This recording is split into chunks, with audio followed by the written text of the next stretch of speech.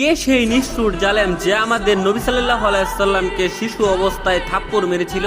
একদিন আমাদের কলিজার নবী সাল্লাল্লাহু আলাইহি সাল্লাম তার শৈশবে অন্যান্য বাচ্চাদের মতো নুড়ি পাথর নিয়ে রাস্তার ধারে খেলা করছিলেন। তখন সেই নিষ্ঠুর আবু জাহেল তার সামনে এসে দাঁড়ালেন। আমাদের শিশু নবী তাকে দেখে এমনিতেই ভয় পাচ্ছিলেন, কিন্তু সেই নিষ্ঠুর জালেম কোনো কারণ ছাড়াই নবী সাল্লাল্লাহু আলাইহি সাল্লামের পবিত্র গালে ফজরে এক থাপ্পড় মারেন। আমাদের শিশু নবী তখন যন্ত্রণায় কুকড়ে উঠেছিলেন, তার চোখের কোণে জল চিকচিক করে উঠেছিল, কিন্তু সেই পাষাণের মনে দয়া হয়নি। সে আরো তাচ্ছিল্য করে গর্বের সাথে বলছিল, তুই তো এতিম, তোর বাবা মা নেই, তোকে কে বাঁচাবে? তোর কেউ নেই সাহায্য করার মতো, তুই আমার কি করবি? সেদিন আমার এতিম নবী শুধু চিৎকারই করে গেছে, তার কোনো কিছু বলার ভাষা ছিল না। আমাদের নবী জীবনের শুরু থেকে শেষ পর্যন্ত শুধু কষ্টই করে গেছেন তার উম্মতের জন্য।